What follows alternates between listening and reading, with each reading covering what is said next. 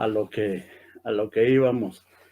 Pues no sé si pudieron en la pasada, mirar el video en la pasada ocasión, pues hicimos con Camilo un excurso por allá sobre algunos aspectos de Eros y civilización, aprovechando que Marcuse, en un capítulo de ese texto denominado Interludio Filosófico, presenta a Hegel, conectándolo con Aristóteles como uno de los responsables de la constitución de un logos no occidente, represivo, dominador, etc. Hegel habría sido pues la culminación de ese proceso iniciado con Platón y Aristóteles. Y algunos de esos aspectos pues tenían mucho que ver con los párrafos, o tienen mucho que ver con los párrafos que estamos considerando, y ese era pues el contexto del problema. Entonces,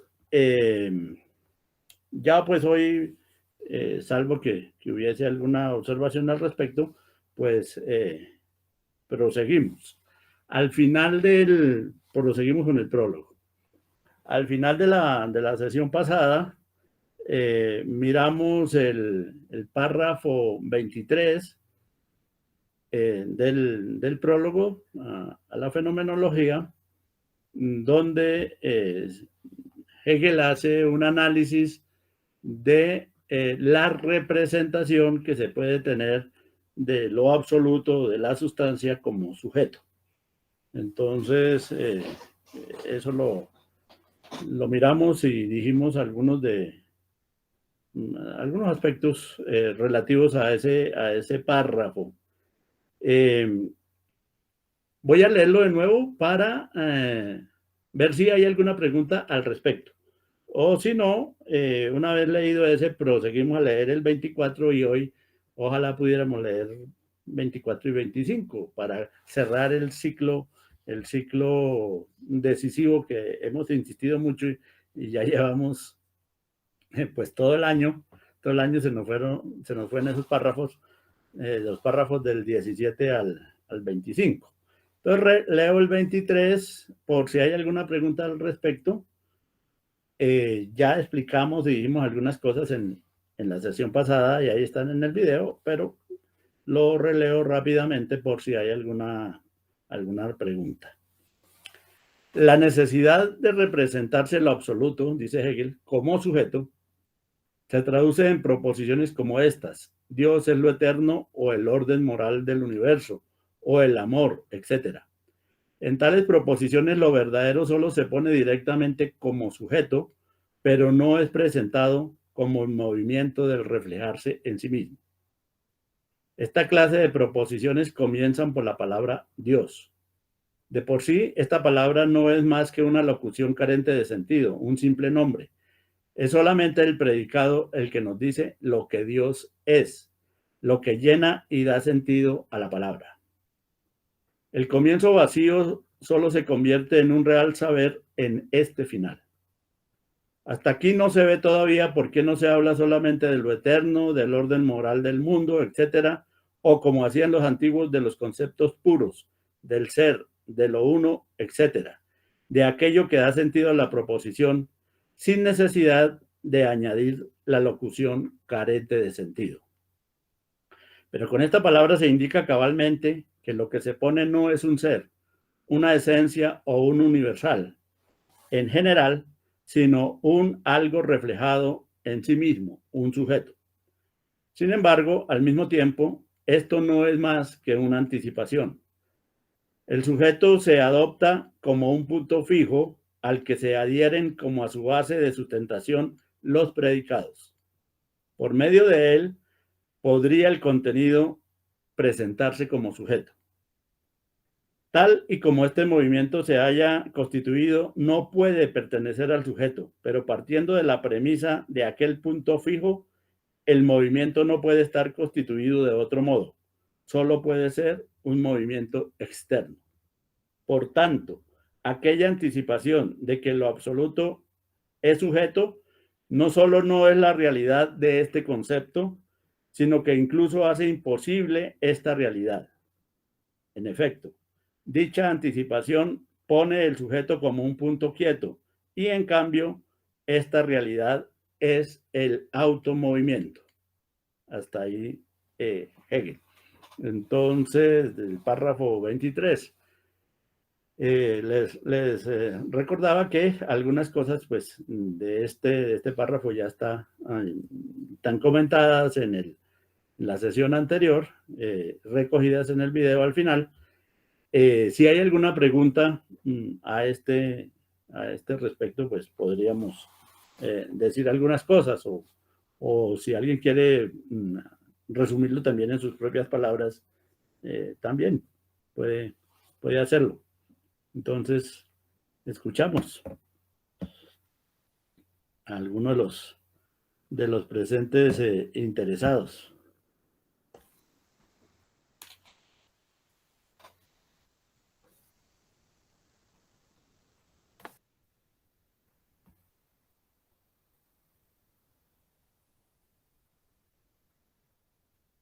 O sea, podemos asumir que está... No, yo creo que toca desmenuzarlo. ¿Sí? Pues yo diría, pues de parte mía. Ya. Y creo que es la mejor opción. Bueno. Repitamos algunas cosas tratando de darle, si es posible, otro enfoque al que está en la sesión pasada, que miramos algunas cosas. Recuerden, siempre Hegel distingue entre representación y concepto. La representación es una visión general, superficial, previa de las cosas, que no tiene el suficiente sustento, no es lo suficientemente sólida, ya lo hemos dicho en otras ocasiones, algo más o menos equivalente a la doxa platónica, a la mera opinión y no a un saber serio al respecto. Y la representación es lo que tenemos en la vida cotidiana acerca de todas las cosas antes de de tener un conocimiento, en primer lugar, un conocimiento relativamente firme de esas cosas y mucho menos un pensamiento ya profundo y elaborado sobre esas cosas. Entonces, es precisamente la labor de la filosofía destruir, o más que destruir, contextualizar, comprender, entender las representaciones, pero para eliminarlas y elevarse hasta el nivel del pensamiento del concepto. Entonces, de todo tenemos representaciones. Hegel insiste o señala también que podemos tener y tenemos, de hecho, representaciones de lo absoluto. O sea, un concepto que en realidad pertenece si se quiere, al mundo pues, del pensamiento, como es lo absoluto, puede ser y es objeto de representación, es decir, de un acercamiento al absoluto, de un saber del absoluto parcial, limitado y equivocado. ¿Cómo puede ser, por ejemplo, el pensamiento de Dios? Dios es lo absoluto, pero la gente puede tener diversas ideas, diversas representaciones equivocadas de Dios, Y solo al final puede tener, precisamente esa es la labor de la filosofía, un concepto real de Dios. Pero antes de tener ese concepto tiene representaciones. Entonces, efectivamente eso es lo que sucede con el absoluto. Podemos tener representaciones de ese absoluto. Y Hegel muestra aquí algunas características de esa representación. En particular, de la relación de ese absoluto, de ese Dios, de esa sustancia, con la noción de sujeto. Cuando se dice que la sustancia es sujeto, como se decía en el párrafo 17, pues alguien puede admitir eso, pero es solo una mera representación. Y eso se evidencia aquí en este párrafo, porque Hegel pone el ejemplo cuando la gente dice Dios es eterno, Dios es el orden moral del mundo o Dios es el amor. Son representaciones de que Dios es algo, de que hay una esencia en Dios, y que por ahí podemos ir hacia la idea de que Dios es sujeto. Pero dice Hegel, no es así, porque en realidad es un sujeto gramatical, pero solamente un sujeto gramatical, el punto de partida necesario,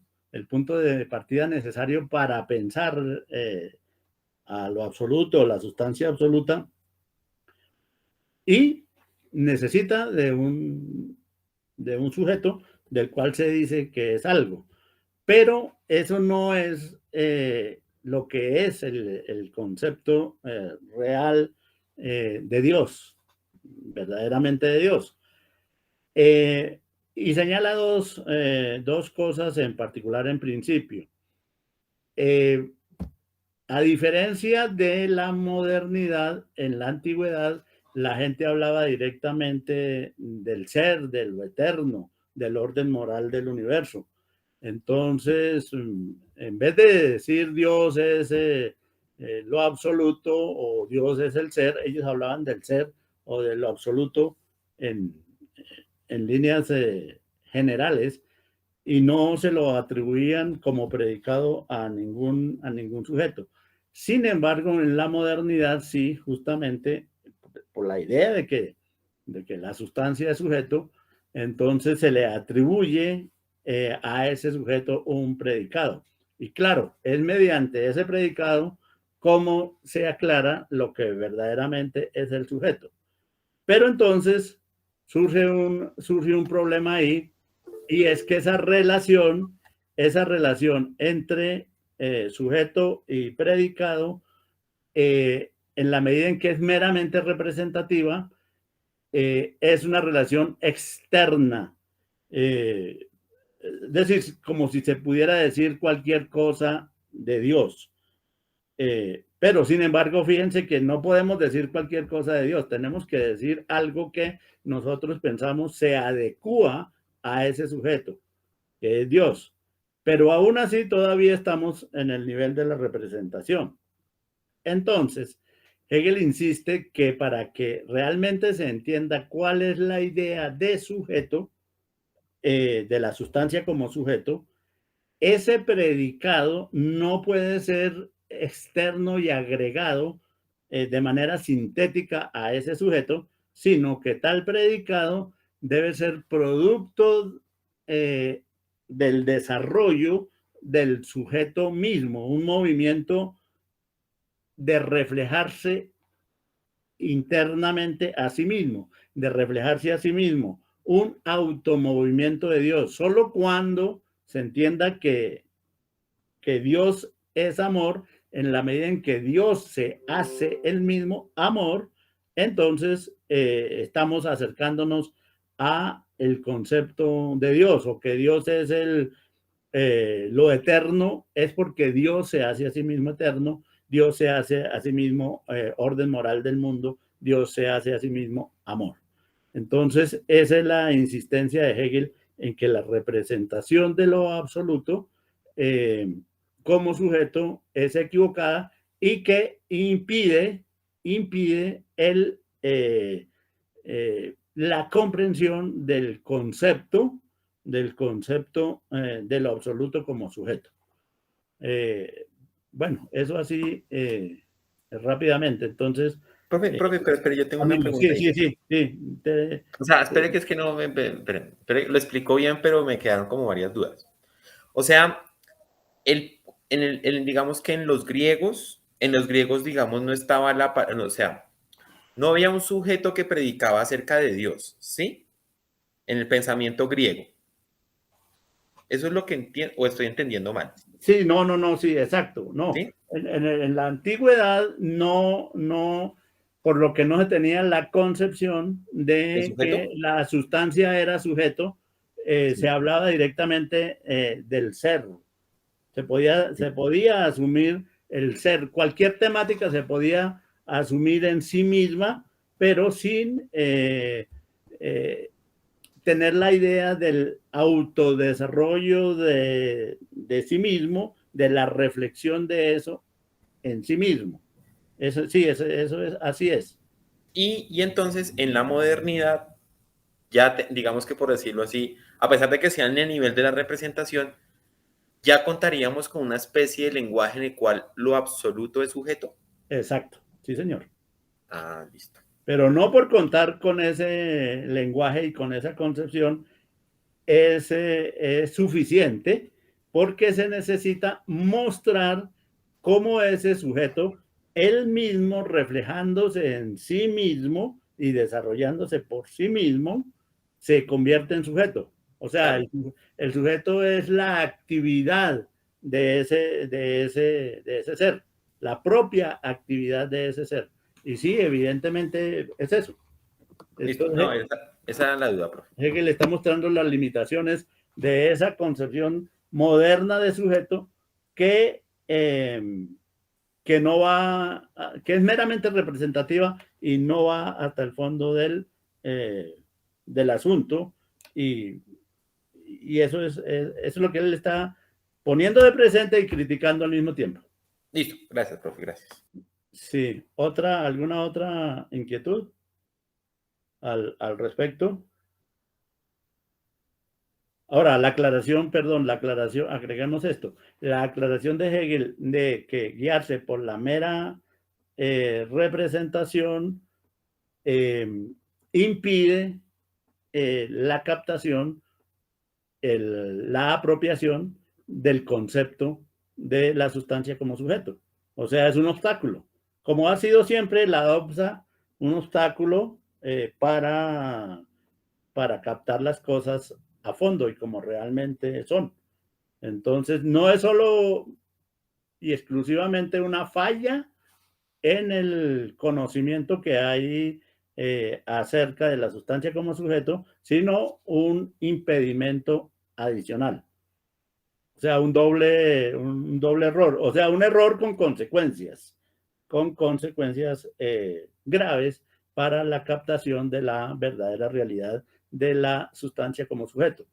O sea, no basta afirmar las cosas así sean correctas y adecuadas.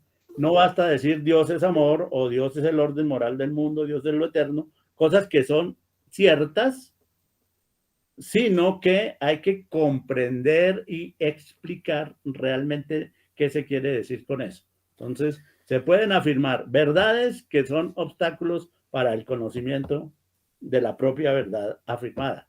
Sí, Es claro, o sea, interesante. por eso como la negatividad, ¿no? Sí, claro, ahí se presenta ese problema. Profe, pero entonces, ¿en qué? O sea, uno podría, digamos, decir en Hegel que históricamente ocurrió digamos, que se entendiera el sujeto, la sustancia como sujeto, ¿ocurrió en algún momento en la historia o ha sido un error del pensamiento? Que se entendiera, Sí, solo la modernidad lo hizo. a partir de la modernidad. Sí, A partir de Descartes, ¿sí? a partir de Descartes, con Kant y con el idealismo alemán, se pudo llegar a esa conclusión, pero pues claro, por detrás hay una historia larga, que, por ejemplo, necesitó primero llegar a la concepción de sustancia en Spinoza, por lo menos tener una idea adecuada de la sustancia única. Y luego vino el que no se tenía, antes de Spinoza no se tenía. Pero con Leibniz no, o sea, con Leibniz, digamos, con la monología. No, las mónadas no, porque lo que hay ahí es una pluralidad infinita de esas mónadas y no hay la unicidad, el monismo pues propio de Spinoza y de Hegel, sino lo que hay es por el contrario un pluralismo absoluto y total. O sea, vale. Claro, entonces por eso es que, o sea, por eso se podría decir que Hegel es, o sea, es bien plotiniano en ese sentido. Sí, los que y pues de la tradición que de Parménides. Sí, claro. Parménides y Platón y sí, claro. Claro, entonces está en esa dirección, sí. Claro, entonces en la modernidad, claro, es Spinoza el que dice, pues hay una única sustancia con pluralidad, digamos, de manifestaciones de las cuales nosotros conocemos algunas, ¿no? Sí. Sí. Infinidad, sí, infinitos atributos de esa sustancia y conocemos dos. Va a decir Spinoza, sí, pero la idea fundamental es que es una sola sustancia. Lo que pasa es, como ya hemos dicho en todos estos párrafos, que Hegel dice que esa sustancia espinosista no es sujeto. Eso es lo que falta, integrar. Y la idea de sujeto se desarrolló por aparte en la tradición cartesiana, kantiana y del idealismo alemán. Entonces lo que Hegel hace es unificar las dos. La idea de la sustancia única de Spinoza con la idea de sujeto desarrollada en la modernidad y decir la clave es no la diferenciación entre sustancia y sujeto, sino la integración de esas dos esencialidades, por así decir, que constituyen la realidad. La realidad no está en un sujeto, pues, al margen o por fuera de una sustancia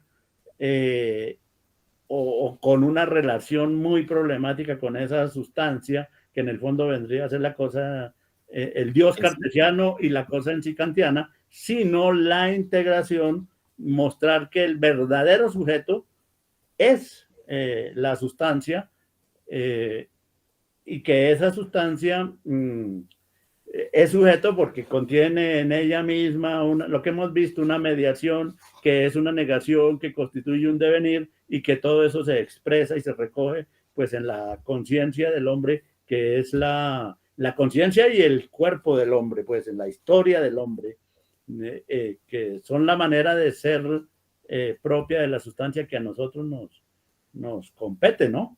Sí, profe, ahí tengo una, o sea, ¿cómo podríamos, o sea, ahí tengo la vez, la palabra sustancia, ¿cómo la entendemos? Como o sea, el sujeto y la sustancia son una sola cosa y entonces la sustancia, ahí es cuando yo tengo problemas, la sustancia, ¿cómo la debería entender? Como espinosistamente, ¿Como Spinoza? o sea, como la totalidad, como el absoluto, como que no hay más, como la plenitud absoluta, total e infinita de la realidad. Eso es la sustancia. Listo. No, es que, claro, es que yo entendía que la sustancia tenía límites. No, ¿No? en Spinoza ni en Hegel no. No. Gracias, profe, gracias. Absolutamente ilimitada. Sí. Bueno, sí, eso es entonces en este párrafo. Es como la parte más significativa y que para Hegel pues cumple, el párrafo es una especie de bisagra muy interesante para los otros dos párrafos, en particular para el que sigue. Por un lado, decir que uno puede tener visiones equivocadas de algo que realmente es así, o sea, que la sustancia es sujeto, pero puede tener esas visiones equivocadas de algo adecuado, de algo correcto. Entonces la representación, porque no se tiene un concepto, porque es que ya vamos, lo que sigue en este prólogo, acabando estos dos párrafos, que podemos mirar hoy, o al menos uno, es que enseguida Hegel se va a ocupar de la fenomenología ya en este prólogo, de manera general de la fenomenología. Aquí no se ha ocupado hasta ahora, hasta este párrafo 25, hasta el párrafo 25, no se va a ocupar de la fenomenología, se está ocupando de la filosofía en general, pero no de la fenomenología en particular. Entonces, eso es lo que queremos acabar. Y sirve este párrafo al decir que tenemos representaciones, porque enseguida, a partir del párrafo 26, va a venir un proceso donde va a mostrar cuál es el papel que juega la fenomenología para ascender hasta llevar al lector y ha llevado la humanidad hasta el concepto. Y luego, una vez que acabe eso, se va a ocupar del concepto mismo, que es la parte más compleja. Aquí también en este prólogo, pues por supuesto de manera general, pero de una manera muy profunda, por más general que sea. Bueno, entonces, miremos ahora el párrafo 24, que tenemos, y avancemos, si no nos coge la noche con estos párrafos. Y miren cómo lo comienza, lo leo, o a no ser que alguien tenga por ahí la fenomenología y lo quiera leer. Pero si no hay nadie, entonces, entre tanto lo leo, que tenga la fenomenología a la mano, lo leo yo. Entre las muchas consecuencias que se desprenden de lo que queda dicho, tanto en este párrafo como en los párrafos anteriores que vienen desde el párrafo 17, entre las muchas consecuencias que se desprenden de lo que queda dicho, puede destacarse la de que el saber solo es real y solo puede exponerse como ciencia o como sistema. Y esta otra, o sea, dos consecuencias presenta. Primero, que el saber solamente se puede expresar como sistema o como ciencia. Y para él es equivalente ciencia y sistema. Ya veremos. Y esta otra, la de que un llamado fundamento o principio de la filosofía, aún siendo verdadero, es ya falso en cuanto es solamente fundamento o principio. Por eso resulta fácil refutarlo. La refutación consiste en poner de relieve su deficiencia, la cual reside en que es solamente lo universal o el principio, el comienzo. Cuando la refutación es a fondo, se deriva del mismo principio y se desarrolla a base de él, y no se monta desde fuera mediante aseveraciones y ocurrencias contrapuestas. La refutación deberá ser, pues, en rigor, el desarrollo del mismo principio refutado, complementando sus deficiencias, pues de otro modo la refutación se equivocará acerca de sí misma y tendrá en cuenta solamente su acción negativa, sin cobrar conciencia del progreso que ella representa y de su resultado, atendiendo también al aspecto positivo. Y a la inversa, el desarrollo propiamente positivo del comienzo es al mismo tiempo una actitud igualmente negativa con respecto a él, es decir, con respecto a su forma unilateral, que consiste en ser solo de un modo inmediato o en ser solamente fin. Se la puede, por tanto, considerar a sí mismo como la refutación de aquello que sirve de fundamento al sistema, aunque más exactamente debe verse en ella un indicio de que el fundamento o el principio del sistema solo es en realidad su comienzo. Entonces, ese es el párrafo 24, ya avanzamos hoy hacia eso. Si tienen alguna opinión o de nuevo la la pregunta Sí, yo creo que va a tocar desmenuzarlo, sí. de ir desmenuzándolo Sí, nuevamente. sí. Bueno, entonces, de todo lo que se acaba de decir y en particular de este último párrafo, viene la insistencia que Hegel ya ha hecho en párrafos anteriores de que el saber, la filosofía en sentido estricto tiene que ser sistemática. O sea, no es un capricho el que el pensamiento y que la filosofía sea sistema, con todos los enemigos que tiene y que Hegel sabe eso, que esa noción de sistema a muchos no les satisface plenamente. Esa es la primera, ¿no? Entonces, es la primera afirmación. O sea, una consecuencia de que la sustancia sea sujeto es que el saber sobre ella tiene que ser sistemático. O sea, tiene que ser completo, tiene que ser pleno, tienen que estar concatenadas todas las partes de ese saber. No puede haber hilos sueltos ahí en ese saber, en esa sabiduría. Y es una consecuencia de que la sustancia sea sujeto, que y que sea única, ¿no? Eso es lo que obliga a que el pensamiento sea sistemático.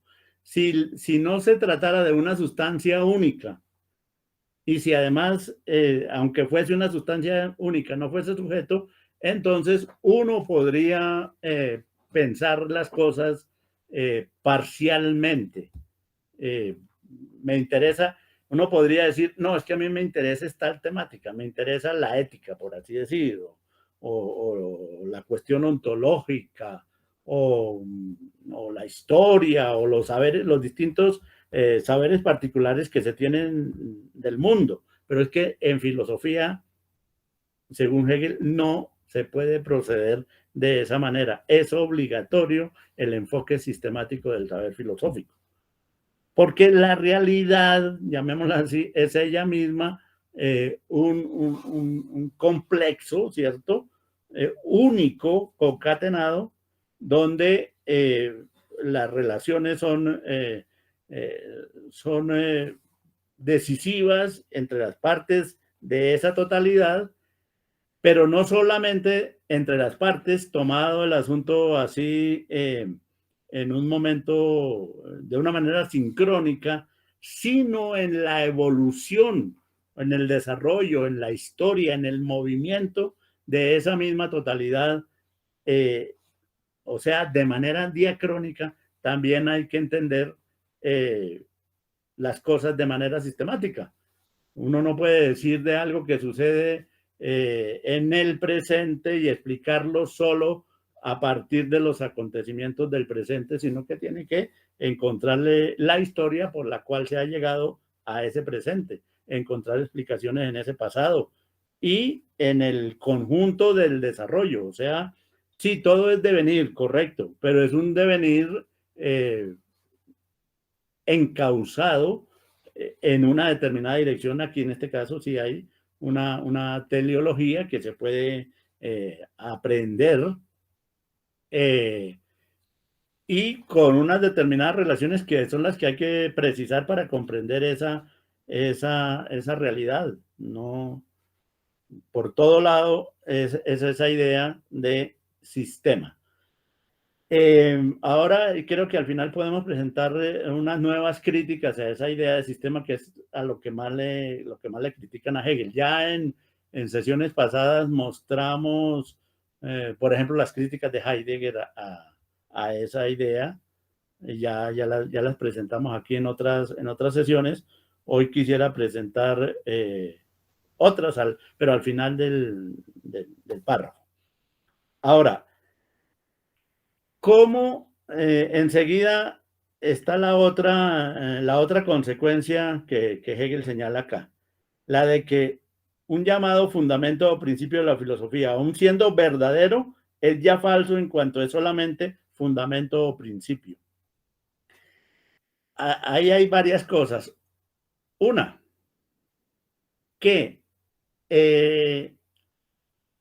refuerza la idea de sistema. La exposición, el conocimiento y la exposición deben ser sistemáticos porque se trata del desarrollo de un fundamento, de un principio que soporta en el doble sentido, digamos, temporal y de fundamento ontológico, que soporta todo el desarrollo y todo el devenir de lo que es. Entonces, existe ese fundamento, es la sustancia, ¿sí? Y existe ese desarrollo, es su carácter de sujeto. Pero eso no se puede aceptar de entrada, sino que la exposición sistemática, como es de un automovimiento, debe ser, y para que sea sujeto, debe ser a través de la negación, a través de la mediación de ese comienzo, de ese principio, de ese fundamento. Entonces, es la negación del principio y del fundamento lo que constituye la exposición, la comprensión y la realidad, la comprensión y la exposición correcta de lo que se quiere decir. En ese sentido, se puede entender, como señalan estas líneas que acabo de leer, que ese fundamento es lo que hay que refutar, que por ser solamente el principio y el mero fundamento es falso, que solo adquiere realidad y verdad en su desarrollo. Si se deja, por así decir, un Dios originario, original, solo presente, por así decir, en la nada, y a partir de él, que él crea ese mundo, aparece lo demás, pues no se está haciendo absolutamente nada. Es al contrario. Hay que pensar que lo que es el desarrollo de ese fundamento primigenio, original, que constituye ya ese desarrollo una negación de lo que antes supuestamente era, aunque en realidad de lo que se trata es que solo es lo que es en su desarrollo, no antes y no a partir de ahí. Entonces hay que refutar el principio, y refutar el principio es refutar el fundamento. Poner ya un momentico, Camilo, poner de presente las deficiencias de ser solo comienzo, que es lo que puede pasar, ojo, con el Dios de Aristóteles, por ejemplo. En cambio, hay que aquí explicar cómo es que ese Dios es efectivamente en el mundo, o con el mundo, tiene una relación con el mundo, o es lo que pasa con la sustancia de Spinoza, que no es sujeto. Entonces, hay que empezar por la refutación de ese principio, que es adecuado, es correcto, pero es solo principio. Y por ser solo principio y quedarse uno en ese solo principio, es falso. Es falso. ¿Sí, Camilo? Dos preguntas. La primera es, ¿la negación es un principio lógico u ontológico? Ontológico. ¿Ontológico? Sí, claro. Solo se puede asumir como lógico a partir de que es ontológico. Sí, no, en Hegel no. O sea, la dialéctica hegeliana, eso no es un método en el sentido en que se entiende método modernamente como Sí. una argucia, pues, o un elemento para entender la realidad. En Hegel es ontológico. ¿Por qué? Esa dialéctica, pues es esa negatividad, y eso es el motor ontológico de la realidad. Entonces, okay. no es externo, no entendía por ahí, pero quería tener la claridad. Sí. Y el sujeto, entonces, digamos, claro, entonces el sujeto es Dios, profe, digamos. Sí. Ya. Sujeto es Dios, el sujeto es la sustancia es sujeto. O sea, sujeto. Aquí en Hegel, sujeto, creo que una vez en clase le he hecho esa pregunta, pero se la vuelvo a hacer. ¿Sujeto y sustancia son sinónimos? El ser sujeto es la manera de ser de la sustancia. Ya, listo. Eso. Ya me creo que es una respuesta así. Eso. Ser sujeto es la manera de ser de la sustancia. Listo, no, ya. Y ser sujeto es poseer un movimiento impulsado por la negatividad. Listo. No, ya listo, profe. Gracias. Listo. Bueno. Insiste Hegel, proseguimos con esto. Fíjense, ya lo dije de otra manera, cuando la refutación es a fondo, dice Hegel, se deriva del mismo principio y se desarrolla a base de él y no se monta desde fuera, mediante aseveraciones y ocurrencias contrapuestas. La dialéctica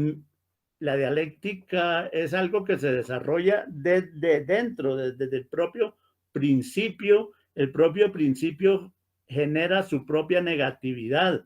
Las contradicciones no son exteriores unas con otras. No son meras, no estoy de acuerdo con eso, yo digo lo contrario. Es que yo tengo que mostrar que eso contrario, que yo llamo lo contrario, se ha originado en lo que estoy criticando. La dialéctica es un automovimiento, no necesita un agente externo para encontrar las contradicciones. Pues otra cosa es pues el estudioso que se da cuenta de esas contradicciones y las expone, pero en sí mismo lo que existe lleva en ello mismo genera su propia contradicción. Es eso. Entonces, prosigue. La refutación deberá ser, en rigor, el desarrollo del mismo principio refutado, complementando sus deficiencias. Por ejemplo, el que sea sujeto, que no era en Spinoza el caso de la sustancia. Complementando sus deficiencias, pues de otro modo la refutación se equivocará acerca de sí misma y tendrá en cuenta solamente su acción negativa, sin darse cuenta, sin cobrar conciencia del progreso que ella representa y de su resultado, atendiendo también al aspecto positivo. Claro, esa negatividad genera nuevas positividades, nuevas realidades, nuevos avances, y se podría utilizar la palabra que es muy problemática de progreso, ¿no? De avance, desarrollo. Y a la inversa, el desarrollo propiamente positivo del comienzo es al mismo tiempo una actitud igualmente negativa con respecto a él, porque no se está quedando en lo que él es decir, con respecto a su forma unilateral, que consiste en ser solo de un modo inmediato o en ser solamente finalidad, pero sin realizar esa finalidad. Entonces, esa refutación se la puede, por tanto, considerar a sí mismo como la refutación de aquello que sirve de fundamento al sistema unilateral. En la práctica, por ejemplo, la filosofía de Hegel y el desarrollo de esta idea de Dios, por ejemplo, es la refutación de las ideas de Dios originales y primarias que se quedan en eso y que no muestran lo que es efectivamente ese Dios. Y debe verse en ella, en esa refutación, un indicio de que el fundamento o el principio del sistema solo es en realidad su comienzo. Entonces, ahí está explicado pues todo el proceder de Hegel al respecto, ¿no? De esto. Estaba pensando, claro, que lo que usted dice, esa noción tan problemática de desarrollo, ¿no? Y de progreso. Sí. Porque es que, pero, yo no sé, yo tengo muchos conflictos con eso, claro. Pero es que aquí uno sabe que hacia dónde va finalmente esto es para que el hombre se haga consciente de su libertad de la libertad y de lo que él es en el conjunto y en el interior de la sustancia. Es a través del hombre cómo esa realidad que es la sustancia existe. Claro, es a través de ese hombre que hace parte de esa sustancia, pero la existencia, en términos generales, sí, para nosotros, se realiza a través del hombre, que es el elemento negativo, y su conciencia tiene esas características, es el elemento negativo, el que aporta la negatividad de lo dado. Entonces eso implica la transformación, el desarrollo, y en la medida en que se avanza hacia la libertad, es progreso. Ojo, es en la medida en que se avanza hacia la libertad. No hablamos de otro tipo de progresos, simplemente porque se pueden establecer diferencias con lo anterior. No, es porque marca un derrotero y un fin, y ese fin es la libertad. ¿Sí? Profe, digamos entonces, por ejemplo, digamos la ciencia, en la medida en que los hombres conocen, digamos, por medio de la razón, la naturaleza y la transforman para el desarrollo de su libertad, digamos, en ese sentido habría un progreso. Para Hegel sí, sí, claro. Sí, sin ninguna duda. El asunto es que la naturaleza se entendía, digamos, el sujeto integra la naturaleza a él, ¿no? El sujeto es parte de esa naturaleza. Sí. El sujeto humano, llamémoslo así. No el sujeto como sustancia, sino el sujeto humano. Sí, que es la expresión, el ser humano, el hombre como sujeto es la expresión del carácter de sujeto que tiene la sustancia. Ok. Sí. Y entonces, claro, digamos que los hombres como sujetos somos seres naturales, ¿sí? Pero en la medida que se transforma la naturaleza, o sea, hay una apropiación de la naturaleza para el hombre, mejor dicho. Sí, sí, apropiación de la naturaleza para el hombre, y no tanto apropiación, integración consciente. Esa apropiación sería la integración consciente de esa naturaleza, porque no es mera apropiación, por así decir, porque Sí. esa apropiación como mera apropiación limitada y lo que sea, ya la hacen, como dice Hegel, hasta las vacas, cuando se comen el pasto, cuando respiramos el aire, estamos apropiándonos, pero en realidad integrándola. Sí. estamos integrándola e integrándonos. La diferencia es que lo hacemos de una manera consciente, racional, digámoslo así, de acuerdo a finalidades y en últimas lo que está en juego ahí es la libertad, ¿sí?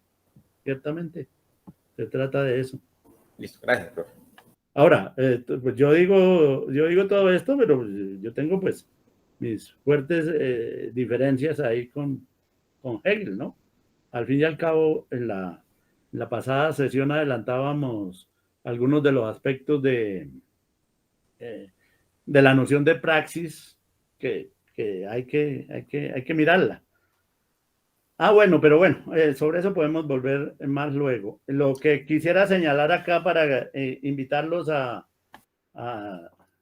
lo que he venido diciendo como en los dos últimos, las dos últimas sesiones, es que la idea de sistema tiene muchos críticos. Nietzsche es uno de los críticos más fuertes. Aquí también presentamos a Cioran, hablamos de Cioran, de Nietzsche, de Cioran, de Heidegger, como críticos de esa idea de sistema. Y aquí es donde también pues cabe a mí me parece presentar algunas de las objeciones que tiene Adorno que es hegeliano, a ese concepto de sistema, pero a mí me parece que en todos los casos son, no sé, precisamente una serie de malentendidos que hay frente a Hegel y que no le hacen mella a su concepción de sistema, o que nosotros, pues, que miramos y nos preocupamos por Hegel, por entender lo de Hegel, pues de pronto, si no nos gusta Hegel, debemos tener, sin embargo, presentes esas objeciones y pensarlas y mirar a ver si tienen alguna consistencia o no la tienen. Eso es algo interesante, y para eso sirven, me parece a mí, algunas de las objeciones que Adorno presenta en la dialéctica negativa contra la idea de sistema, y por supuesto ahí se lleva por delante a Hegel, que eso, proviniendo de un hegeliano, Sí. es hegeliano, diría yo. Es bien interesante, sí. Profe, ¿Sí? o sea, discúlpeme, yo no puedo estar en la sesión y no he podido revisar la sesión en la cual Heidegger critica la noción de sistema. Yo tengo algunas ideas, pero tal vez usted me puede precisar un poco más. O tal vez qué dijeron en ese momento. A ver, para no repetir, lo remito a unos... ¿O qué artículo? A unos videos anteriores.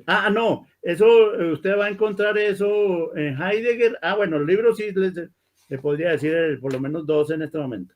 Uno, el texto donde Heidegger se ocupa el texto de Heidegger sobre la fenomenología del espíritu. Listo. Ese es uno.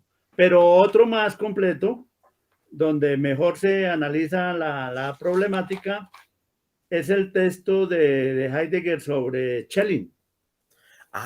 Qué bueno, sí. Texto, listo. Porque por un lado, Schelling pretende ser sistemático, elaborar un sistema para oponérselo al de Spinoza. Sí, además, pues en ese curso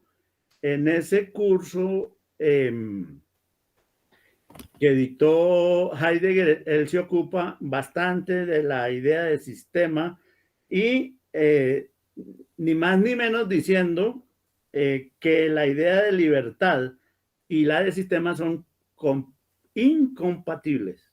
O sea, y que eso tiene que ver en parte con el fracaso de Schelling, ¿no? Que no eso. Pero, ¿por qué? ¿Qué era lo que quería hacer Schelling? Proponer un sistema de la libertad para oponérselo al sistema de la no libertad, que sería el sistema spinoziano. Sí. Entonces, Schelling pretendería en su texto, pues, sobre la libertad, que es una contestación a la fenomenología del espíritu de Hegel,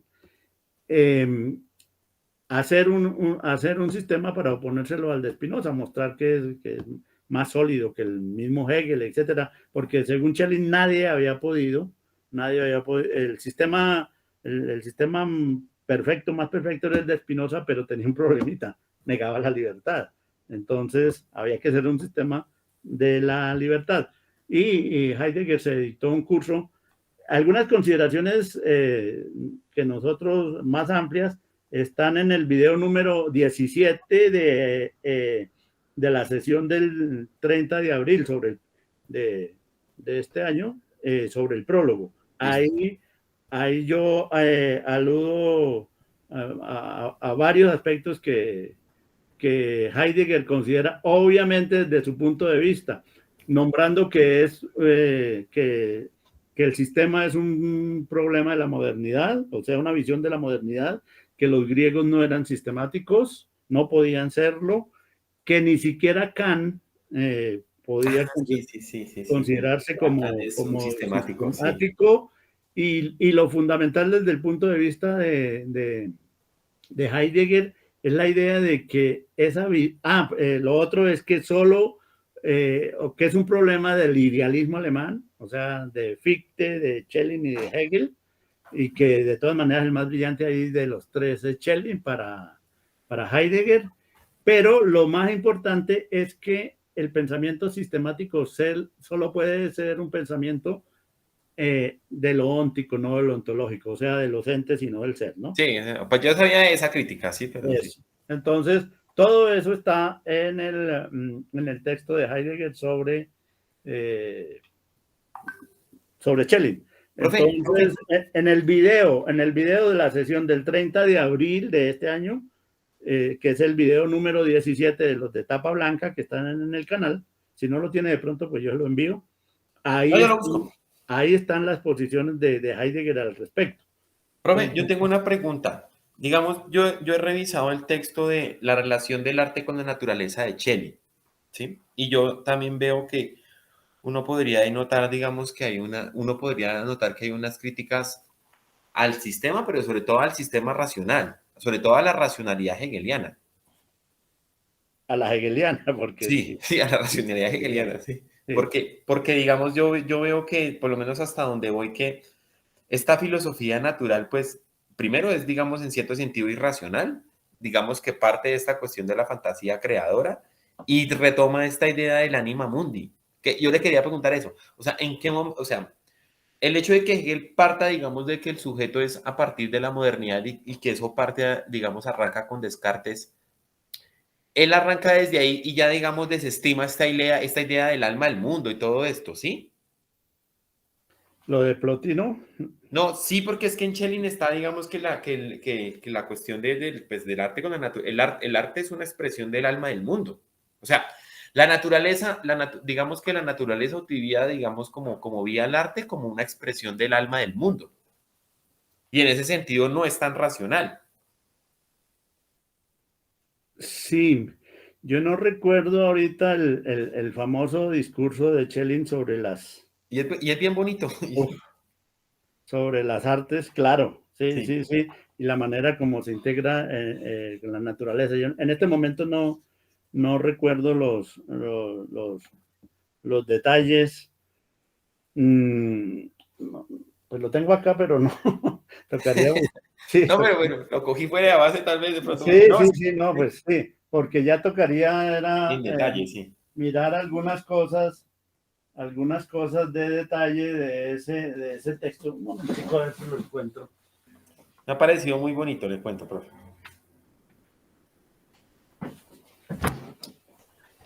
Sí, la relación de las artes figurativas con la naturaleza. Sí. Ese es un... Yo aquí le leo, dice, la filosofía de la naturaleza, por consiguiente, se eleva a los fenómenos concretos al principio en el que todos coinciden y del que todos proceden como fuente común. Por ese camino descubrimos el mundo en su verdadera esencia, ya que nos los muestra como un proceso de producción artística inconsciente. Nos muestra también que el mundo está animado por un principio vital inmanente que enlaza la naturaleza orgánica con la inorgánica en un organismo de la totalidad. Este es el alma del mundo. Bueno, estoy leyendo como el prefacio, ¿no?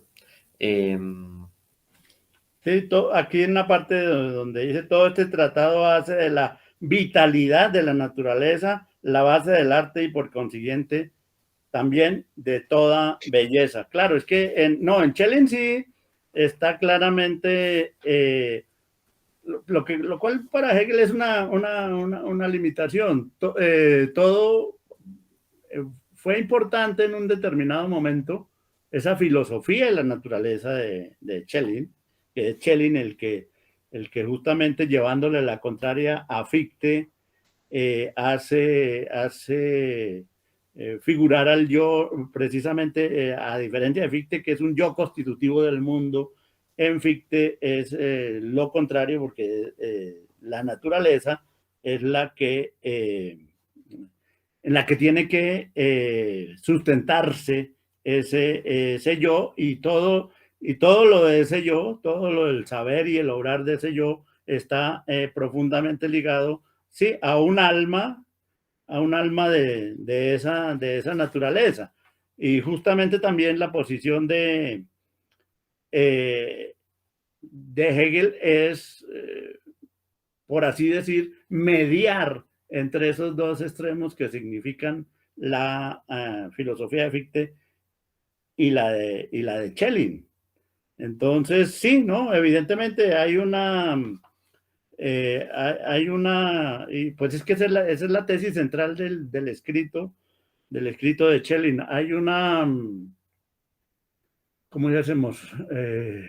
Una ligazón perfecta de lo que se hace, del hacer y sobre todo en el arte, bajo ¿cómo hacemos? La égida, por así decir, de la naturaleza como tal. O sea, la naturaleza tiene allá ella misma de manera, digámoslo así, positiva, posee y transmite hacia el hombre toda su riqueza y toda la posibilidad de acción. Pero es que justamente Hegel lo que quiere es mostrar la negatividad que no estaría presente ahí en Schelling, esa relación negativa del hombre con esa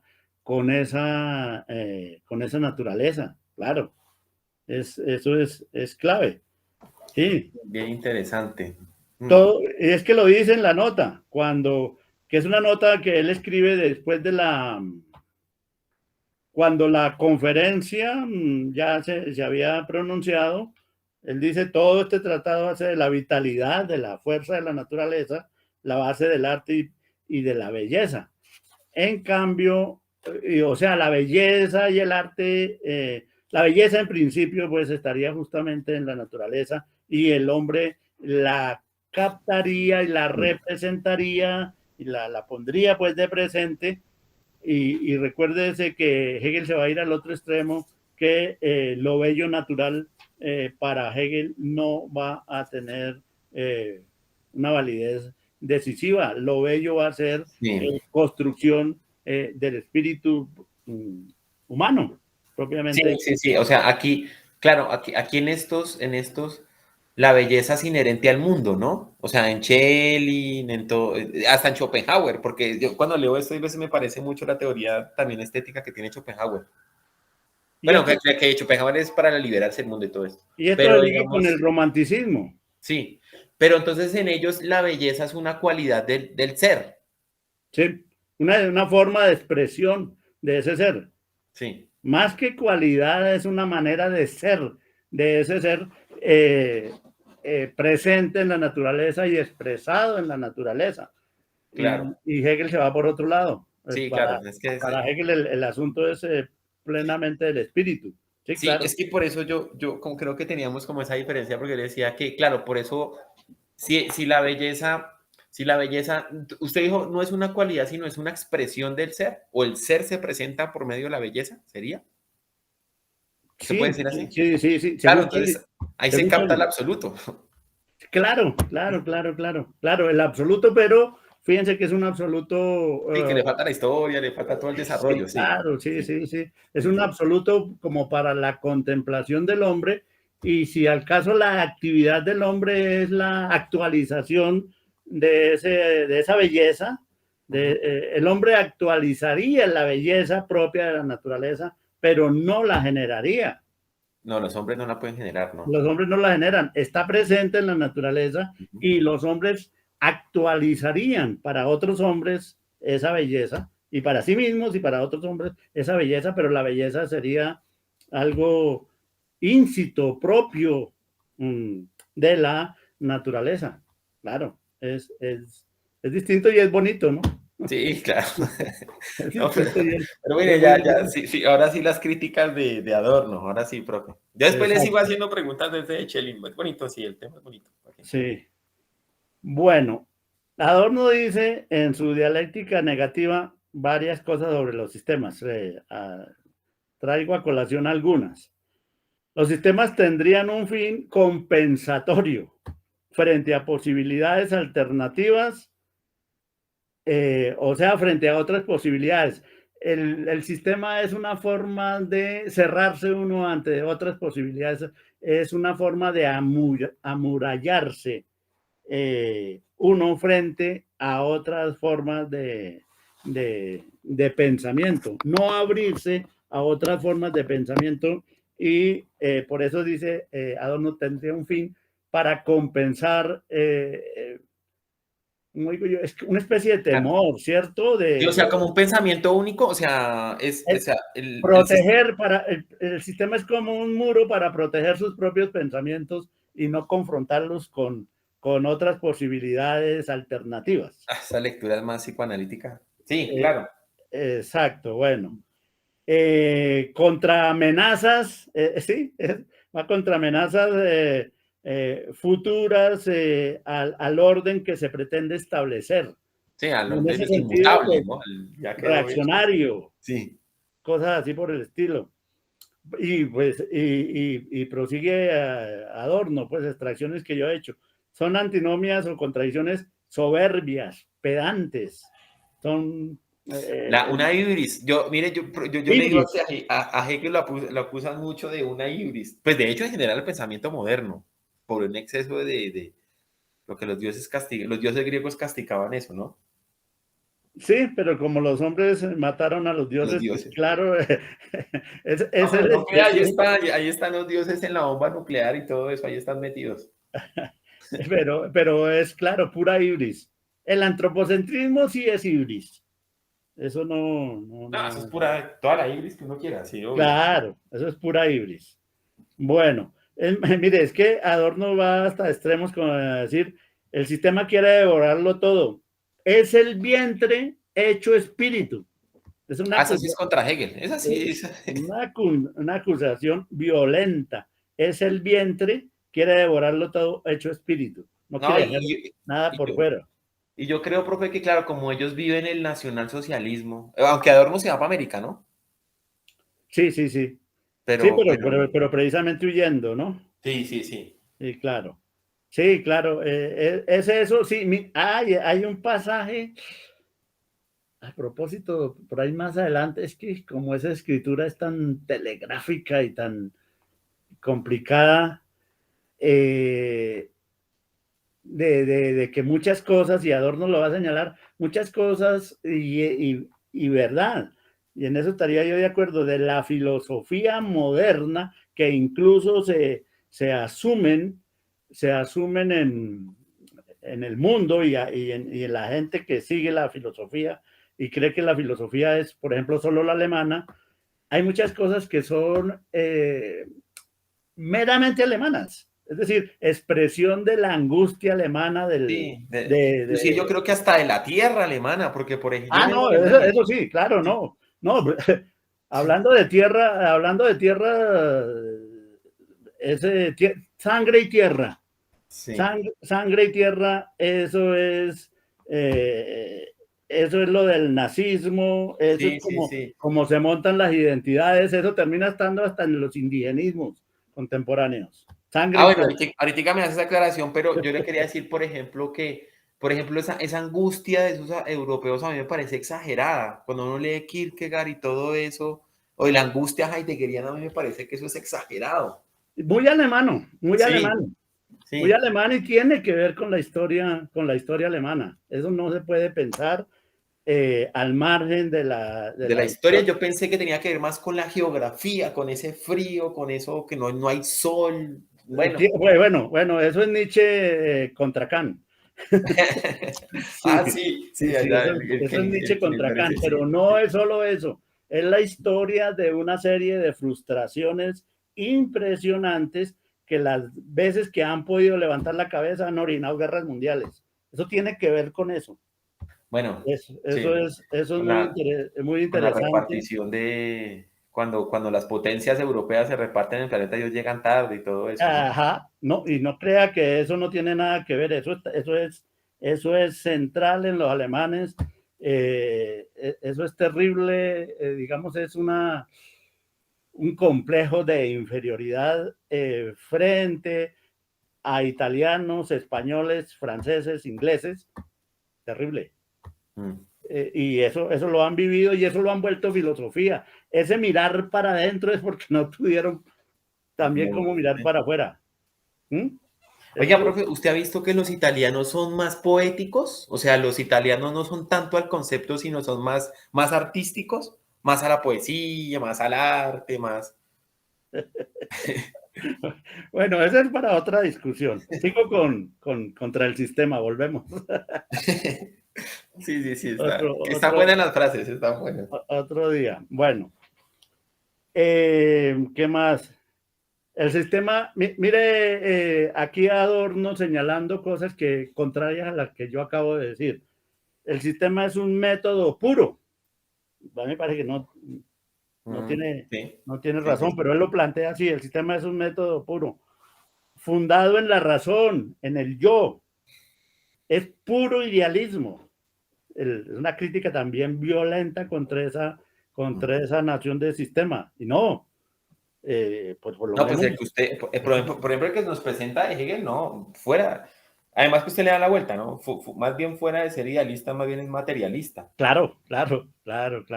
Sí. Pero aquí el sistema como método, pues puede ser en otros individuos. Yo no niego que en otros individuos, pero en Hegel no. En Hegel el sistema se desprende de la misma realidad. Pues eso es lo que acabamos de decir, mirando el párrafo. Y está ahí para contradecir a Adorno, precisamente. Pero lo que pasa es que Adorno es muy taxativo en eso, ¿no? El sistema, como el capitalismo y la burguesía, es moderno. Bueno, lo mismo que dijo Heidegger, de que era un problema en la modernidad, pero es por el olvido del ser, etcétera.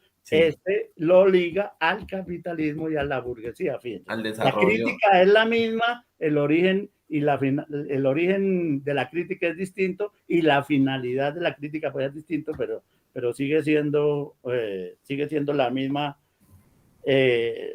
crítica. Y bueno, lo otro ya es mucho más fondo, ¿no? Que apenas lo enuncio para que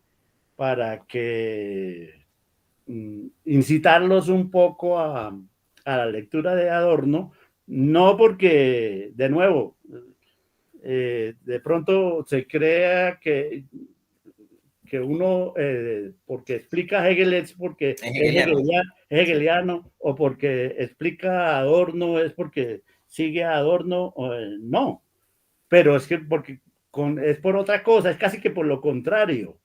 Es que para decir lo contrario de ellos hay que estudiarlos, no hay otro camino, no hay otra posibilidad.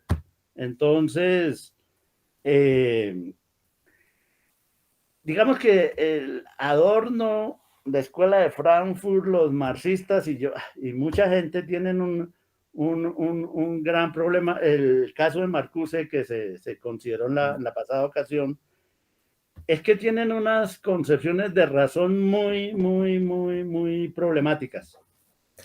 Entonces, y sobre todo, ahora estas de procedencia alemana son todavía más problemáticas, pero son muy interesantes y es muy necesario conocerlas para poder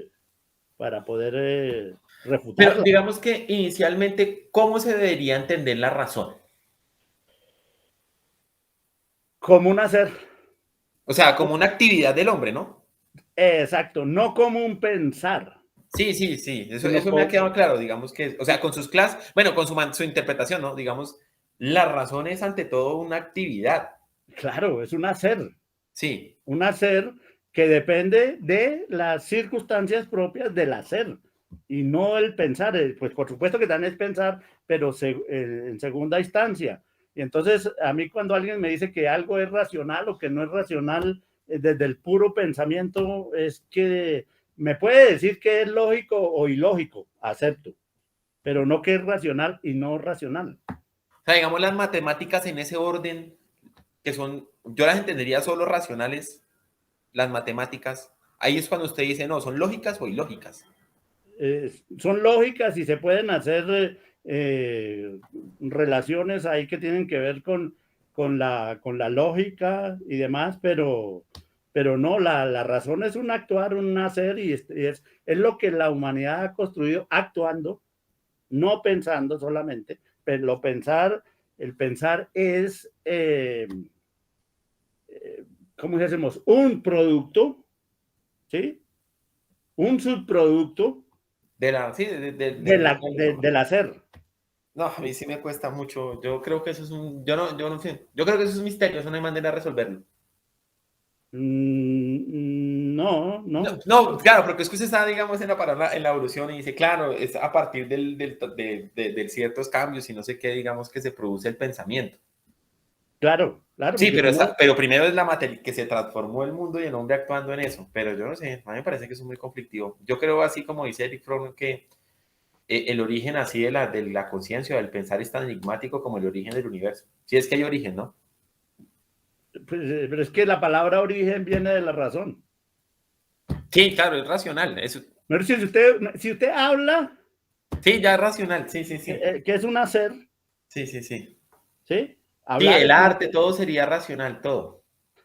Sí, lo que pasa es que los parámetros con los que a lo largo de la historia se ha juzgado qué es racional o qué no es racional, pues van cambiando, van evolucionando. Entonces hoy día se considera como no racional un montón de cosas que antes fueron racionales y que lo han dejado de ser, pero no por razones lógicas ni esenciales, sino por el puro desenvolvimiento del mundo.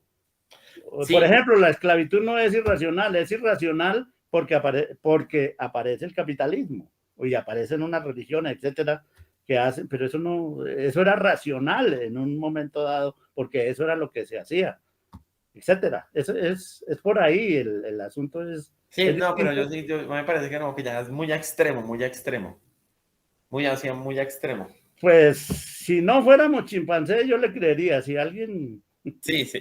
sí, No, pues yo quedo con eso. Si llegamos aquí puestos por los extraterrestres o por Dios, pero yo me ajusto más a que compartimos, por ahí dije que el 94, otros dicen que es el 98, el 99% de genes con los chimpancés. Entonces, no sé. pero bueno, profe, digamos, aún así, digamos, la teoría de la evolución es eso, una teoría. Como todas, Como todas, sí, o sea, no, tampoco es que sí, tampoco es que eso resuelva el misterio. no, eso no. Ahora, misterio de nuevo es una calificación racional, es aquello que yo no entiendo. Sí, sí, pero por lo menos, pero es que eso es lo chévere, eso es lo que sí me gustó mucho de texto de Collie, que digamos, por lo menos los primeros pensadores trataban, se comunicaban, o sea, por eso miraban los oráculos, ¿no? Claro, Y la locura, la manía, digamos, la sí, manía, los, correcto. Y si nosotros hubiéramos vivido entre los griegos, pensaríamos como los griegos. sí. No. Y Porque es que, digamos, por ejemplo, bueno, aunque le echa la culpa a Sócrates, pero en Sócrates hay manías. Eros tiene un carácter maníaco. Hay sí, varios. En sí, la sí, música, de todo, sí. sí, No, lo sí, que pasa es que, profe, yo, digamos, mi manera de ver por ahora es que cuando ahorita hablábamos lo de Schelling y se, digamos, contraponía lo de Hegel, yo veo que eso es como muy, o no sé si es que también estoy muy en el romanticismo, pero es como muy insuperable porque, o sea, yo veo que ambos son como insuperables. O sea, claro, vivimos en una historia y la historia está hecha por los hombres y es material y todo esto. Y sí, digamos, desde el punto de vista histórico, pues ya los dioses murieron, no sé qué. Pero digamos, si la belleza es una cualidad del ser, digamos, no habría una especie, como utilizando la palabra de Heidegger, una especie de desocultar del ser. no, es que de nuevo, llega un momento donde tenemos la necesidad de postular la noción de ser. Ah, bueno, listo. Listo, ya lo entendí. Sí, ya lo entendí. Sí, sí, sí. Entonces es otra cosa. Sí, bueno, eso de nuevo es otro elemento para otra discusión muy interesante. Pero ahora quisiera citar una frase de Adorno donde encuentro yo el problema central que esta gente tiene. la ventaja de Adorno es que es más, que a diferencia de mucha otra gente, él es pues más profundo en la presentación de esos planteamientos. Pues yo no, leía yo pues la introducción al texto de otro alemán que murió hace algún tiempo, el de la razón cínica, que Adorno, y en eso también tiene algo razón, que lo que pasa que Adorno es que es por un lado un derrotado como todos los de esa escuela, y un masoquista que se empeña pues en poner siempre de presente aquellas cosas que los mortifican más a ellos, ¿no? Entonces, pero sin embargo tiene el mérito de presentar todo eso con claridad. Sí. Dice Adorno lo siguiente: si el pensamiento se exteriorizase realmente en la cosa, si se rigiese por esta, no por su categoría, el objeto comenzaría a hablar bajo la insistente mirada del pensamiento mismo. Ahí hay varios elementos.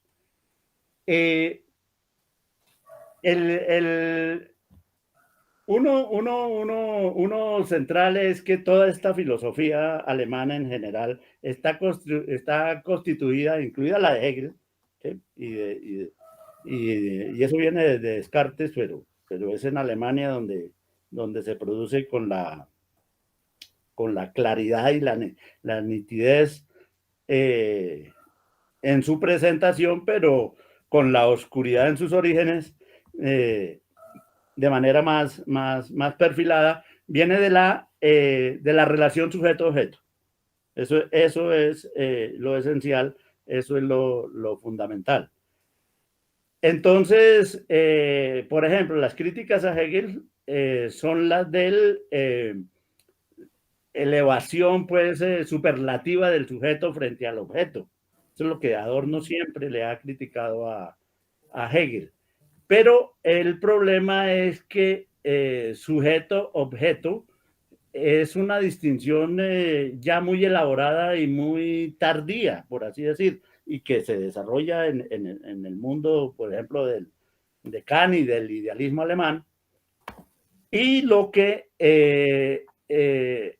se olvida o se deja de lado es que antes esas relaciones sujeto-objeto, que son meramente epistemológicas y tienen que ver básicamente con el conocimiento, no estaban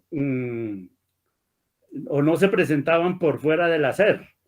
Y al no presentarse por fuera del hacer, las relaciones no eran de sujeto a objeto, sino eran de hombres y cosas. Y eso es distinto. O sea, el sujeto es meramente el individuo que conoce, sí, el sujeto cognoscente, y el objeto es el objeto a conocer. Pasivo, o sea, es una relación de conocimiento, es una relación, si se quiere ahí, epistemológica, pero abstracta. Entonces, en realidad es la relación de los hombres con las cosas, y el hombre es más que conocimiento, es más acción que conocimiento. Las cosas son más cosas para la acción que para el conocimiento. Entonces, según Adorno, ¿no? ¿Cómo? Según Adorno. Esa crítica es de Adorno, ¿sí? No, eso lo estoy presentando yo porque me parece en general para la filosofía alemana, ¿sí? En general. Pero entonces, ¿qué es lo que ellos hacen o qué es lo que hace Adorno? Adorno critica a Hegel, como muchos otros, critican a Hegel por encumbrar el sujeto frente al objeto, por absorber, devorar el objeto y constituir a partir de ese devorar el objeto, constituir el sujeto, y el sujeto como la base fundamental y principal de todo. Y la crítica de Adorno se va a que en ese autoencumbramiento del sujeto el objeto es reducido pues a su mínima expresión y no se le quita la voz al objeto, a las cosas, y entonces empiezan a llamar eso a lo otro del sujeto, a lo otro Sí, a de lo la extraño, razón, sí, a lo ajeno, sí. a lo otro de la representación, sí, de la misma representación. Y entonces la pelea de Adorno es por un lugar, darle un lugar controlado, eso sí, pero darle un lugar al objeto, o sea, a lo otro del sujeto, a lo otro de la razón, pero de una manera controlada. Otros lo quieren hacer de una manera desaforada. ¿Sí? Esas otras posiciones que existen por ahí. Adorno no está en ese extremo. Entonces, por eso dice que si las cosas, o sea, aquí sería la cosa, que en realidad si decimos la cosa es el objeto, eh, si el pensamiento repito, si el pensamiento se exteriorizase realmente en la cosa, allá, si se rigiese el pensamiento por esta, o sea, lo contrario a lo otro del pensamiento, y no por su categoría, o sea, la manera racional como el pensamiento cubre esa cosa, el objeto, y ahí sí está la palabra, comenzaría a hablar bajo la insistente mirada del pensamiento mismo. Entonces es la idea de atenerse a las cosas, pero a las cosas entendidas como objeto. Y de ahí que se piense siempre entonces que todo lo que hace la razón, o en el caso de Adorno no todo, porque finalmente ellos tienen actitudes prorracionales, eh, pero en líneas generales, si se atiene al mero pensamiento, al mero sujeto, todo terminaría marchando mal porque se le ha quitado la palabra y no se escucha al objeto, no se escucha a lo otro. Ya Heidegger extrema el asunto y ya no se escucharía al ser, ¿no? Pero como Adorno rechaza esa idea De esa manera, de sí. ser y demás, porque lo que existen son los entes, entonces la propuesta de él es algo así como escuchemos a los entes, escuchemos a las cosas particulares, no al ser, porque el ser precisamente, el ser es lo más idealista porque es la anulación de los entes. Esa es la Sí, crítica. pero por ejemplo, yo en ese sentido, digamos, yo me siento de acuerdo con Heidegger, digamos, cuando él dice que los poetas hablan del ser. O sea, claro, porque claro, digamos, desde todo este lenguaje, digamos, por ejemplo, la poesía y todo eso queda como mera figuración ahí retórica. Y ya, ¿no? Como que no dice nada del mundo. Y a mí eso me parece chévere de Heidegger, que coja el poema, el poetizar y el pensar van de la mano. Sí, sí, sí, no, es que no es solo eso, claro, por supuesto eso es lo fundamental y demás, pero es que, claro, es que de ahí se puede pasar después a la rima y a la música y al ritmo, a todo un montón de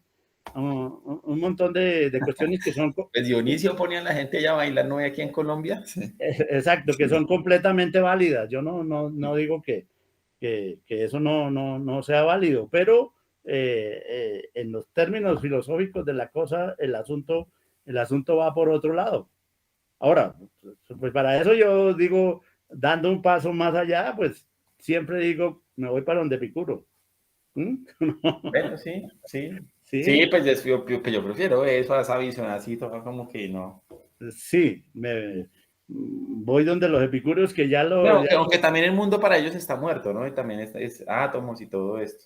sí, pero hay que vivir y vivir en el placer hasta tanto nuestros átomos, los que nos conforman, no se desintegren y ya. Sí, es que por ejemplo, lo que yo trabajo los renacentistas, por ejemplo, en ellos el mundo está vivo, pero vivo animado, o sea, animado, pues, digamos, y por eso de ahí derivó la alquimia y todo eso, ¿no? Porque la materia no es solo materia muerta, o sea, la cosa no es cosa muerta, es una chispa, si se quiere, digamos, de lo divino. Y pues por eso, digamos, los hombres cuando conocen, el problema del conocimiento ahí, claro, el problema del conocimiento es que conocer es conocer un mundo animado. Sí, Entonces, pero es que yo veo, claro, la modernidad a partir de Descartes hizo ese corte muy bravo. El mundo es muerto y mecánico. sí, y no, y además es para utilizarlo, no Sí, para, para no conquistarlo. para contemplarlo, No, no, no. no para deleitarse en eso, sino para utilizarlo. Sí, claro. Sí, porque claro, Sí, digamos esto, si usted se da cuenta, por ejemplo, yo no sé si a usted le gusta este filósofo coreano, este Bui Chung Han, que creo que pedazón de visto, pues entiende muy bien Hegel, y él se dice, pues, tal vez la fórmula puede ser esa, ¿no? No dice jardín de Epicuro, sino jardín de Eros, y hay que, no solo, la cualidad de los hombres no solo es la capacidad de acción, digamos, como la actividad, sino la contemplación. sí, Claro, digamos que eso tiene limitaciones para vivir, todo eso, ¿sí? claro, claro, claro. Sí, sí, sí. Pero esta vida, digamos que eso es para el individuo, no para la colectividad. Ah, no, Y, sí, para la colectividad, sí. para la colectividad es el tren del que hablábamos en clase. Va Sí, cuesta abajo. sí, no, Entonces, eso sí. No, es eso lo sí, ya no falta. Pues, por ahí leí que es que supuestamente queda aluminio como para 7 años. bueno, eso, bueno. Todo eso puede pasar, entonces la alternativa pues es un poco Pero digamos que buscando el origen, digamos, de eso, así como muy Heidegger, no, digamos, no sería también en la modernidad cuando el mundo, cuando se empezó a interpretar el mundo así, como cosa muerta, cosa, digamos, para los hombres. Porque, digamos, ahí yo creería, claro, el profe dice, claro, es el hombre en su materialidad que va haciendo el mundo, pero también es el hombre en la interpretación de esa materialidad. sí, y va a la saga siempre del hacer, material. En eso tiene razón Marx, claro, Sí. sí, va a la saga. Sí, bueno, Bueno, digamos, entonces, bueno, dejo presentes esas críticas. Lo último que decía de Adorno es que de todas maneras no es muy consistente. Algunas de esas críticas a la idea de sistema en Hegel, eh, en particular también el dejar un remanente allá que no es la cosa en sí, eh, pues atenta contra esa idea de libertad que tiene Hegel y bueno, conduce en últimas a más sufrimientos. Eh, Ver la filosofía como una alternativa al sufrimiento no tampoco consideraría yo que ayuda, pero ay, ese texto es bonito, el de la consolación en la filosofía. debo En los decir, momentos tristes ese es un manual. Sí. sí, sí, sí. Cicerón se dedicó a la filosofía a raíz de una pena por la muerte de la hija. Fue la hija, no fue la esposa, Sí, ¿no? eso. Entonces, sí, claro, va por ahí, pero bueno, yo no vería buscaría otras formas de controlación, no sé. En fin, eso. Finalmente, pues creo que nos queda el párrafo 25, donde Hegel hace ya un resumen de todo lo que es el espíritu. Y ahí se termina la parte que tiene que ver con la propuesta general de la filosofía de Hegel, del sistema y de la idea central del pensamiento general de Hegel está expresado desde el párrafo 17 hasta el párrafo 25. Nos falta ese párrafo. Luego el asunto cambia, ya lo dije, hacia la fenomenología, el lugar de la fenomenología en ese sistema, el proceso de la fenomenología, el método de la fenomenología, para llevarlo a uno de la representación al concepto. Y cuando se acaban esos párrafos que se ocupan de la fenomenología, viene el análisis en el párrafo de la noción de concepto. Y ya después unos añadidos hay de Hegel al Dentro de párrafo. 8 días seguimos en ese párrafo. Por ahí unos 15 días ¿Sí? y Ah, seguimos en siento que eso. en 15 días. Sí, sí, sí. Sí, entonces, Oiga, profe, usted entonces citaba a Marx. lo de la interpretación, pero Heidegger le da la vuelta, ¿no? Heidegger dice, no, es que es la interpretación la que hace la cosa, el ente. Sí, sí, pero es interesante. A mí me parece que Heidegger tiene razón en la crítica que le hace a Marx. Ah, A sí, mí, sí, es sí, chévere, sí. sí, a mí me parece que Heidegger tiene razón en esa crítica que le hace a Marx. El dato es que Marx es como otros tantos muy ambiguo, muy ambiguo.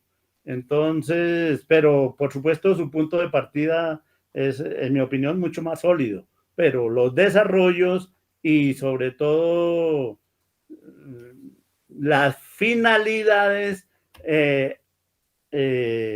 son más problemáticas. Es que eso puede ser así, un punto de partida más sólido, más seguro, ya me parece Marx, en ese sentido, más Sí, sólido y más seguro, precisamente porque tiene detrás a Hegel, sí. y es gracias a Hegel que tiene un punto de partida más sólido, pero en unos desarrollos y en unas propuestas se pierde, No, se no sé pierde. si el profe ha visto la frase esa de Nicolás Gómez Dávila que dice que estoy completamente de acuerdo en el diagnóstico de Marx, pero en sus propuestas no. Hay algo así, casi, pues yo no diría todo como el diagnóstico, sino en una serie de análisis. Sí, que Sí, son, sí, claro, eso sí, sí. claro, claro, sí, sí, de análisis, porque parte del diagnóstico está ligado a las propuestas. No, las propuestas no son casuales porque están ligadas a ese diagnóstico, pero en los análisis internos del diagnóstico hay unas cosas absolutamente serias, brillantes y sólidas, pero muchas de esas es porque provienen de Hegel, precisamente. Yo veo eso así. Y por eso puedo decir que la crítica de Heidegger, esa crítica que circula por ahí de Heidegger a Marx, en particular la que tiene que ver con la tesis 11, ¿cierto? ¿Pero en cuál texto dice usted Heidegger, profe? No, No. no un texto, sino unos videos que circulan por ahí por internet. Ah, yo no los he visto, porque yo he visto esa, el comunismo y el destino del ser. Ve, yo no conozco ese texto. ¿No? No. Ahí es. Uy, la introducción es re larga, se la hace un marxista. Y. Bueno, la que yo conozco, ¿no? Y. Si lo llega a tener por ahí, me hace el Sí, yo favor. se lo envío, te lo voy a enviar. Listo. Y otras cosas que he visto en Caminos de Bosque y otras en. Sí, sí, sí, ahí. Pero ese Yo no. he leído otras cosas que incluso Heidegger intenta hacer ¿cómo se llama? Una revaloración interesante de Marx. Mm. Ay, qué bueno, me gustaría verlo. Sí. En algunos aspectos por ahí he visto, sí, escrituras de eso, pero no, esto es una crítica que Heidegger le hace a la famosa tesis 11 de Feuerbach, de Sí, sí, Marx sí, sobre que la Feuerbach, de. Sí. la de Ujú. transformar el mundo, hay una crítica muy sólida que le hace Heidegger. Si lo encuentro, se la envío. Por favor, profe. Sí, Bueno, listo. listo, profe. ¿Habrá alguna otra inquietud de los otros que se nos vuelve nos volvimos un Se nos- diálogo, pero si hay alguna otra inquietud de ustedes, pues hablemos en este momento con algunos. Y hoy que entró Angie, bueno, Diego. Diego, algunas cosas de estas. Bueno, No, yo creo que en ese momento, digamos que la única parte que más o menos tenía clara cuando empezamos a hablar de Hegel desde hace como más o menos unos 4 años que vi la primera clase justamente contigo, fue esta. De hecho, la primera charla que tuvimos de Hegel como tal, pues centrado en esta cuestión. Entonces, es lo que más recuerdo y es, digamos, que el tema que más tengo claridad. En el resto sigo enredado completamente, pero ahí vamos a poquitos. listo, bueno, eso nos pasa a Sí, todos. eso no Ya, crea yo que sí. también tengo unos enredos, no, sí, grandes. Ujú. Pero bueno, Ah, pero eh, bueno, está el himno el hilo de Ariadna, ¿no? Recuerden que ahí está el sí, hilo. sí, sí, sí. Bueno, entonces, bueno, gracias a todos, muy amables, muy amable Diego, ya pues Gracias creería yo, compañeros, gracias profe trataré de estar en una próxima sesión. Espero pues no los aburra tantas preguntas. no, ahí va